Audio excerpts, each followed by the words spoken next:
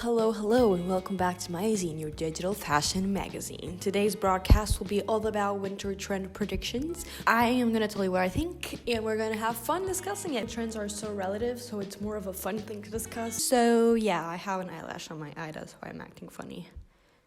Let's just get into it. Make sure to subscribe to my zine if you're new. I make street style videos, lookbooks, trend videos, fashion history videos, and follow me on Instagram, follow my zine on Instagram. If you want to follow our Spotify playlist where I put all of the music that I use on my zine.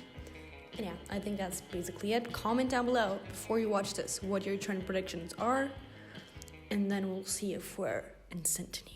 Okay, so trend number one is actually a brand, and it's Uggs. I think Uggs and Crocs should collab, honestly, because the controversy that is generated around Crocs and Uggs is just very funny to me. When I was searching for this video, I found a lot of this specific Uggs model that I've been seeing a lot, but I also think that people are gonna get funky with their Uggs. We had that period where the normal fuzzy boots were in. Now we have those like slides in, but I've also seen these like fur boots that are so cool, and they have them like in beige but also in like really bright pink.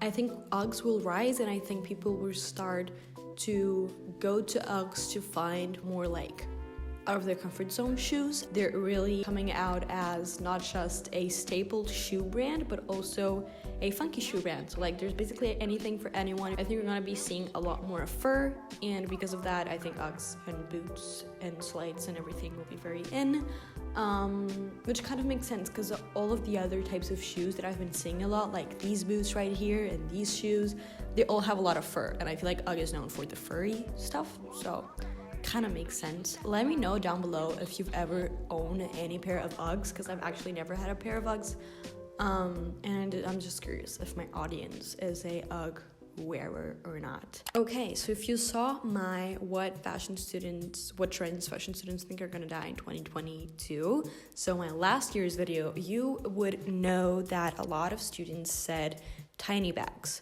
A lot of them were against tiny bags, a lot of them liked tiny bags. It was especially those bags where you could even fit a phone, like it's just basically as an accessory to put your keys in. I heard a fashion student somewhere in FIT New York tell me about how she's been seeing a ton of like outfits with two tiny bags. I don't think two bags has ever been in style, especially because of how dysfunctional or weird it is in terms of practicality. But again, we're coming into an era where we don't really think about practicality. I think those two bag situation might really pop off, and it would be very funny if like in 2 years or maybe a year or maybe a few months, because trends are being so quick, but it would be funny if we just started carrying like one bag in each shoulder or one bag in each hand, and maybe people will give that a practicality sense. It'll be like, in your left hand bag you bring your wallet, and in your right hand bag you bring your gum.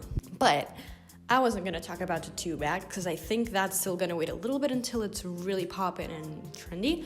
I'm going to talk about big purses, and surprise, fashion is cyclical, and when one thing is really popular, a few years later, the other opposite thing starts to become popular. But now because we have TikTok, that happens a lot quicker, so it's basically like in a few months there's big purses, and then in the other months there's tiny purses. And because last year we had tiny purses, I think we're gonna be rocking huge purses this year. I think this model right here is gonna be poppin'. It's already poppin'. And then I think any like puffer, fur, tote bag situation that's really big will pop off. And I love that because I always carry my computer, my hard drive, sometimes my camera, a book, and God knows what more in my bag. Okay, so the next trend, I haven't heard a lot about it, but I heard someone talk about it in a video, and sorry, because I don't remember who it was, but she was talking about coats with scarves that were built in, and I think that is genius.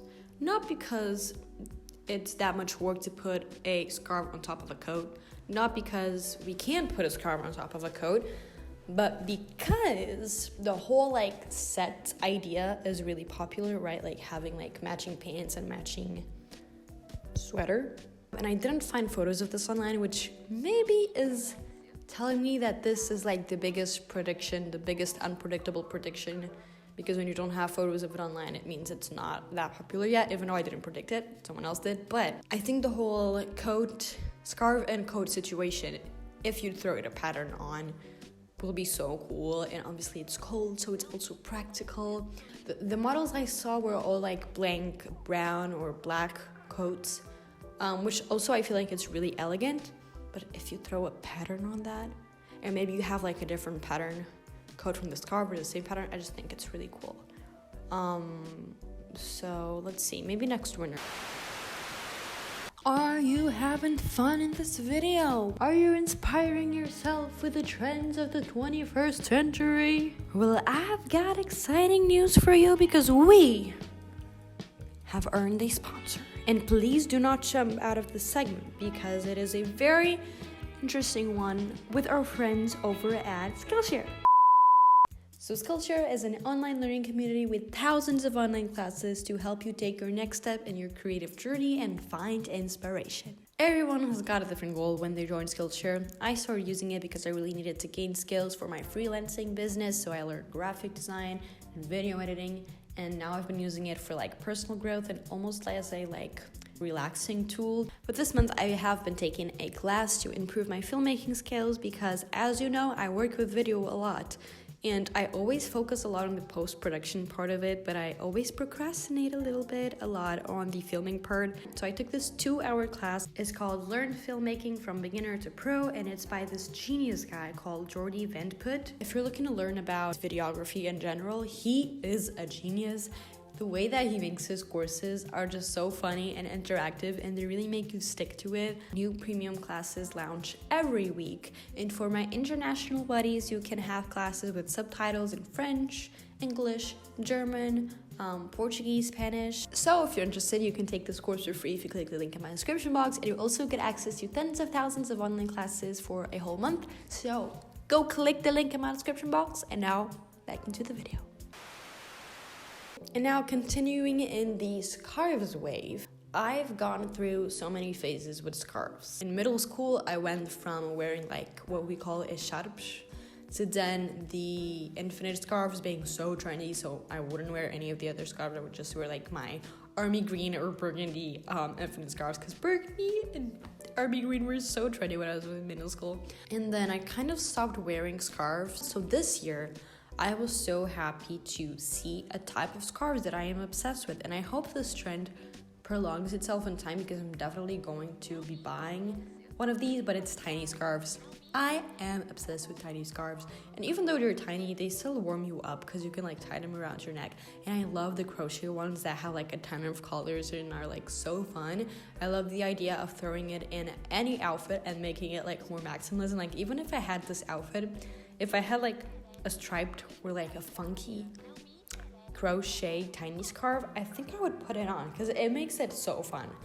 You know, I love layers, so scarf is another layer, and a tiny scarf is just something different from what I'm used to wearing throughout my small journey on this earth. So I like the fact that it's new to me, and I like the fact that you can like crochet and make it some patterns and make it fun. Okay, so I remember talking about this trend in another video. I think the goth aesthetic will be really in this season. I love seeing the ripped sweaters. I love seeing the funky black tights. I love seeing the grunge jewelry, especially like heavy necklaces. I really like them, which is funny because I feel like maximalism brought a lot of color, and we'll be having like both really maximalism, bright, funky outfits, and then some really like dark grunge ones, and I like both aesthetics, so I think that's really cool.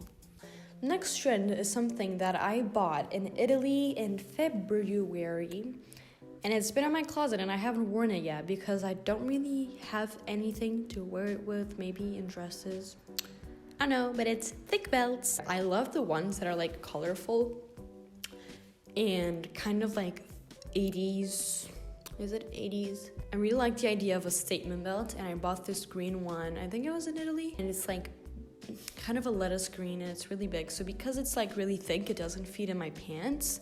So I think I need to wear them either on top of a pair of pants or on top of a dress or a skirt. I'm not sure how I will style it, but I think it's really cool. I think belts are a really great accessory, especially if you think that usually we accessorize a lot in this area. Like we have the rings, we have the piercings, and we have the necklaces, the rings, but then like you have your top, and then like on your waist there's usually nothing, so like the belt is like the perfect accessory like to put on the middle of your body. Okay, I had to explain to my boyfriend what a riding boot is because he couldn't really see the difference between a riding boot and a regular high knee boot.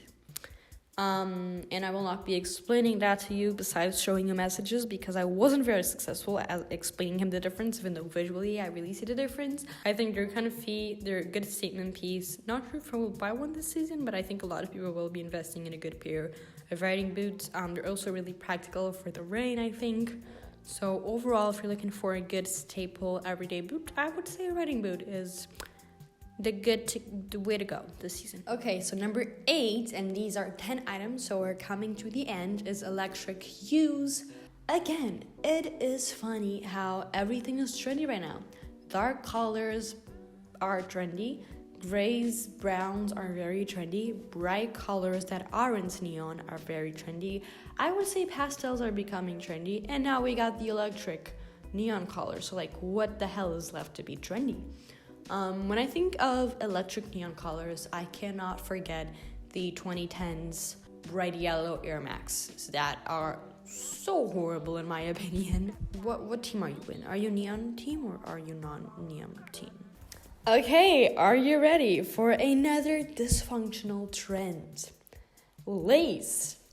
We are going to be seeing a ton of lace and transparent fabrics in winter, and we will see frozen butts and boobs and bellies because of that. I personally love lace. I have that corset that I showed in a video that I love to layer on top of like turtleneck, so that's a little bit more cozy for the winter. And then I also have like this lace, transparent lace white top that I love to layer on top of other tops. So I think there are ways to embrace lace in the winter without freezing your ass off, but at the same time, I think the best lace outfits are the ones that show a little bit more skin. It's always a very fun material to layer because it not just gives you a really cool texture, but usually they're transparent, so they give you like their texture plus the see-throughness of the texture that's underneath. And it's funny because I associate the lace usually with a very delicate aesthetic that's very opposite to the grunge goth one. So I think those together will mesh and will form this new style that will be very cool, like a delicate black grunge vibe.